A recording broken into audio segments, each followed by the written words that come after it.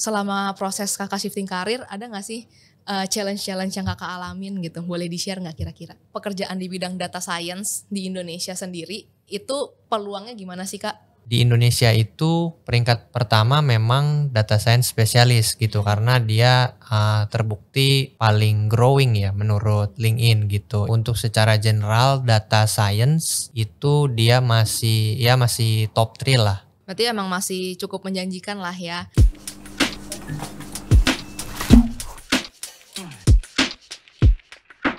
Hai generasi pintar digital, welcome back to Purwadika Podcast. Nah, kali ini kita kedatangan salah satu pengajar dari Job Connector Data Science and Machine Learning, yaitu Kak William.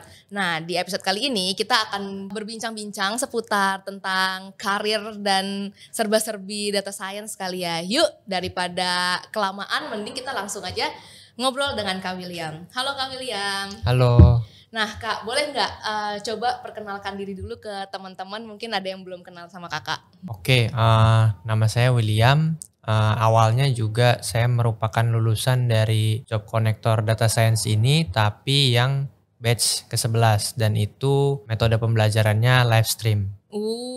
Berarti nggak cuma pengajar, Kak William ini juga salah satu alumni JCDS loh teman-teman. Nah, mungkin kita trace back dulu ya Kak. Sebelum Kakak ikut Job Connector ini, backgroundnya apa sih Kak? Mungkin Kakak dulu sekolah di mana dan pernah kerja di mana gitu? Nah dulu saya sekolah di Universitas Indonesia, jurusannya Teknik Kimia dan sudah pernah bekerja 5 tahun lah kurang lebih di industri manufacturing. Jadi Kakak ini berarti kalau bisa dibilang shifting karir ya, dari chemical engineer kan teknik kimia ya, benar.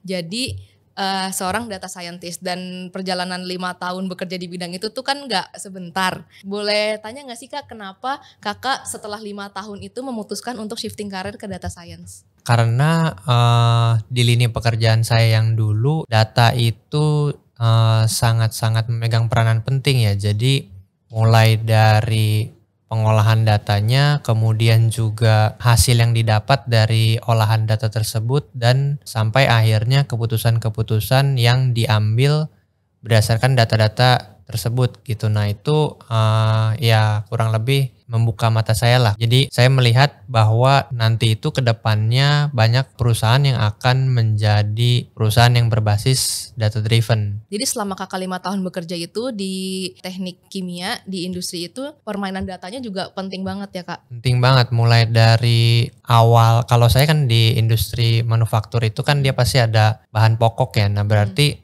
mulai dari perencanaan bahan pokoknya sendiri sampai di finish good-nya itu semuanya mempunyai data dan semua data tersebut diolah dan dianalisa gitu. Nah, tapi ketika Kakak di industri manufaktur itu, apakah Kakak itu sudah sebagai data science atau title-nya apa Kak di situ?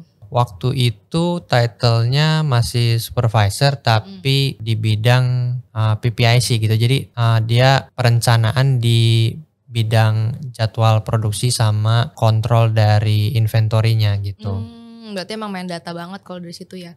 Dari situ Kakak tuh udah tahu bidang data science, atau Kakak selama perjalanan 5 tahun itu Kakak baru menemukan kalau ada sebuah ilmu namanya data science sih Kak? Baru setelah 5 tahun itu sih. Jadi data scientist itu sendiri masih asing buat saya gitu ya. Walaupun ternyata dari 2008 sebenarnya keyword data scientist itu kan udah ada. Tapi saya sendiri baru mengenal ya baru-baru ini gitu ya. Makanya saya baru memutuskan untuk ya udah saya mengubah karir saya sendiri aja. Jadi saya menjadi seorang data scientist seperti sekarang ini.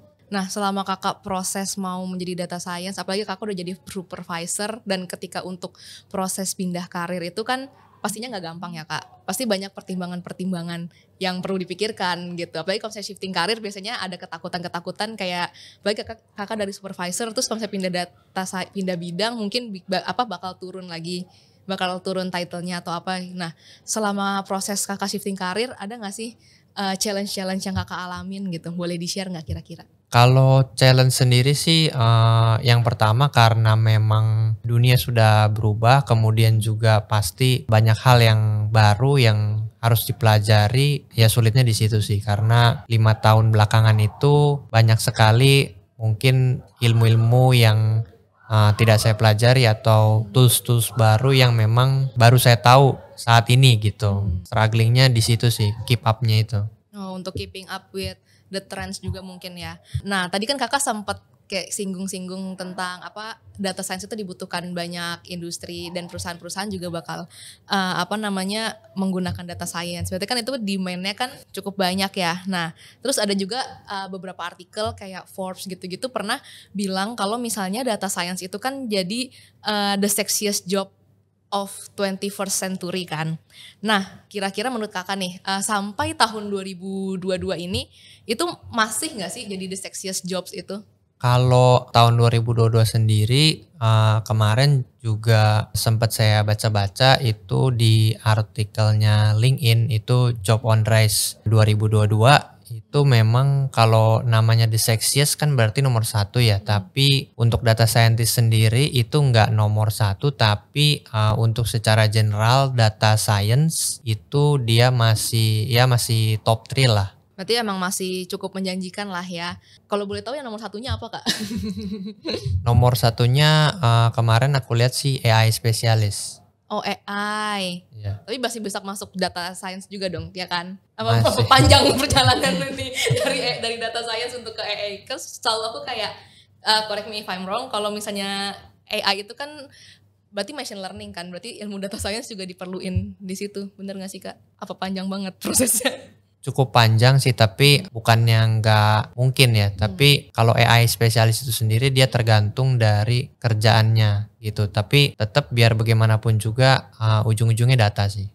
Berarti emang kalau misalnya untuk pekerjaan data science sendiri mungkin udah bukan seksius, bukan nomor 1 lagi lah, tapi di nomor 3. Cuman berarti kalau secara garis besar di bidang data science mungkin itu masih untuk beberapa tahun ke depan mungkin masih bisa dibilang masih menjanjikan ya kak? Masih sih, masih banget. Kalau misalnya dari hasil research kakak atau dari pengamatan observasi kakak sih, kalau misalnya pekerjaan di bidang data science di Indonesia sendiri itu peluangnya gimana sih kak? Nah itu juga saya mengacunya dari reportnya LinkedIn. Datanya itu diambil dari Januari 2017 sampai Juli 2021 ya. Nah itu tuh di Indonesia itu peringkat pertama memang data science spesialis gitu, karena dia terbukti paling growing ya menurut LinkedIn gitu. Industrinya itu sendiri kebanyakan itu di IT, kemudian juga di perbankan, dan yang terakhir tuh e-learning sih. E-learning tuh berarti kayak semacam ruang guru gitu-gitu ya? Iya. Oke. Karena di Indonesia sendiri tadi kakak bilang cukup banyak dan dibutuhkan oleh berbagai industri, IT, banking, dan e-learning. Nah industri itu di Indonesia sendiri tuh sebenarnya lagi berkembang di beberapa tahun terakhir. Mungkin banyak teman-teman yang tertarik dengan bidang ini dan mungkin ingin masuk ke startup besar dan menjadi data scientist atau apapun yang di bidang data science. Kak William mungkin bisa spill kira-kira skill-skill apa aja sih yang dibutuhin buat terjun ke dunia data science? Kalau dari hard skillnya sendiri itu dia biasanya ada 3. Yang pertama kita paling enggak ya harus tahu dasar-dasar dari bahasa pemrograman, karena bahasa pemrograman itu salah satu tools yang dapat menunjang kita untuk melakukan proses-proses pengolahan data ini gitu. Kemudian yang kedua juga kita harus mempunyai minimum knowledge lah gitu. Di matematika itu terutama ya statistika atau mungkin linear algebra gitu. Tapi nggak perlu sampai deep banget sih, enggak. Dan yang terakhir pastinya domain knowledge dari bisnisnya itu sendiri sih, atau yang ingin kita solve gitu. Gitu, berarti tadi harus basic knowledge-nya kayak matematika, terus ilmu bisnis, tadi satu lagi apa kak? Programming. Oh programming. Waktu kakak shifting karir nih, pertama-tama yang paling susah di mana tuh kak? Di antara ketiga itu? Tiga-tiganya sih. Karena kan industri manufaktur ini dia memang mengandalkan data ya, tapi dia itu sendiri tentu aja berbeda dengan industri-industri lain, karena tentu aja data yang diolah kan berbeda menyesuaikan dengan industrinya gitu, sehingga kesulitannya di situ yang pertama. Kemudian juga dari dulu belum pernah belajar bahasa pemrograman itu juga double kesulitannya. Nah, triple-nya itu juga ya I hate maths lah gitu. Jadi gitu ya udah zonk gitu awalnya, tapi ngelihat data itu sendiri in the future udah banyak lah yang bilang gitu kalau itu is the new oil gitu. Jadi akhirnya saya coba aja gitu. Nah, waktu itu kakak kesulitan apa sih yang kakak lakuin untuk melewati hal tersebut? Apalagi kakak tadi bilang kayak males kan matematika, dan mungkin teman-teman juga suka curhat gitu ya di DM-nya Purwadika di Instagram, kayak suka nanya kalau misalnya nggak bisa matematika bisa nggak sih jadi data scientist? Nah, gimana tuh kak? Dulu sebelum join Purwadika ini sempat memang nyari-nyari kira-kira harus gimana, atau mungkin ada nggak sih paths-nya gitu kan, atau mungkin siapa nih yang bisa nge-guide gitu atau memberikan guidance gitu kan. Nah itu di luar sana itu banyak memang materi-materi tentang hal itu ada gitu, ataupun yang membahas tuh ada, tapi kan kita kan kalau mulai dari awal benar-benar blank, nggak tahu mau ngapain atau kita harus melangkah kemana, kan harus ada yang nge-guide. Nah ya kita butuh itu sih, guidance-nya itu buat membantu kita dari awal kita nggak tahu apa-apa sampai kita nantinya mampu berkecimpung di dunia data science ini. Tapi di Job Connector terbantu kan kak? Gimana? Banget sih, banget. Lagi ada kalau nggak salah ada mentoring juga kan dengan praktisi-praktisi waktu di Job Connector. Ya itu pas lagi final project itu dibantu banget karena mendapat fasilitas mentoring itu terutama dari praktisi yang memang dia udah lama banget gitu ya. Jadi udah fasih lah kira-kira seluk-beluk problemnya, ataupun mungkin kira-kira tips and triknya kita butuh untuk menyelesaikan suatu kasus. Nah itu terbantu banget sih sama praktisi. Oke, nah jadi teman-teman kalau misalnya di Job Connector itu kita juga menyediakan mentoring untuk final project di mana kalian bisa tanya-tanya, bisa konsul tentang final project dan apapun yang kalian masih kurang ngerti, dan nanti kalian juga bisa diajarin dengan Kak William ya nggak Kak? Nah, oke lanjut nih Kak. Tadi kan udah ngomongin tentang hard skill. Kerja di bidang data science itu perlu soft skill juga nggak sih Kak? Dan sepenting apa sih soft skill gitu? Kayak menurut kakak juga gak apa-apa.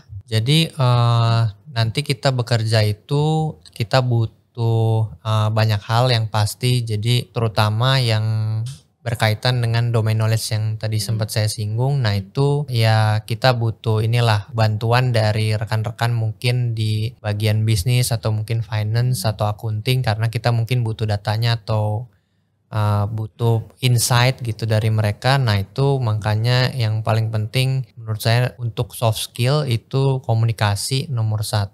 Kemudian penting lagi untuk kita mampu menerjemahkan data apa yang kita punya dan menceritakannya gitu. Jadi atau istilahnya itu storytelling with data, sehingga orang-orang yang disuguhkan oleh data kita itu dia otomatis ngerti gitu karena sudah dijelaskan atau dibuat narasinya oleh kita gitu kan. Kemudian juga critical thinking itu juga penting karena ada banyak-banyak hal yang di data itu kalau kita nggak ulet gitu atau jeli gitu ya. Nah itu tuh ada hidden trends lah ibaratnya gitu ya, yang kita itu sulit untuk menemukannya gitu kalau kita nggak kritis gitu. Oke, berarti yang aku ulang lagi, berarti soft skill yang penting itu juga adalah salah satunya komunikasi dan critical thinking. Karena kalau misalnya nggak punya critical thinking juga punya data banyak tapi nggak tahu mau diapain juga percuma ya Kak. Iya. Oke, nah mungkin ini pertanyaan terakhir nih. Kan Kak William juga ibaratnya kayak mewakili lah teman-teman yang masih ragu untuk shifting karir, apalagi untuk ke bidang data. Mungkin kakak bisa cerita atau ngasih saran based on experience kakak, langkah apa sih yang harus dimulai ketika mau shifting karir? Pertama kalau dari saya pribadi ya tentu aja karena kita butuh dari awal itu dikasih tahu harus melangkah kemana gitu ya. Nah baiknya kita mencari guidance dari mereka-mereka yang memang punya kredibilitas lah gitu. Jadi atau mungkin ada lembaga gitu ya. Nah jadi kredibilitasnya tinggi, kemudian juga memang terbukti yang terdepan lah di bidangnya ibaratnya gitu. Nah jadi supaya kita itu bisa dibimbing oleh lembaga tersebut gitu. Oke, mungkin kalau sedikit lagi mungkin ada tipsnya Kak biar belajarnya lebih mudah gitu. Ada nggak nih Kak tips untuk belajar data science? Enaknya sih ikut bootcamp. Oke, tuh guys, anaknya ikut bootcamp guys. Oke, I think that's it untuk today's episode. Semoga perbincangan kita, aku dan Kak William ini bisa menjadi insight buat teman-teman sekalian yang masih ragu atau masih bingung nih tentang kehidupan dan serba-serbi di dunia data science. Oke, sampai jumpa di episode berikutnya.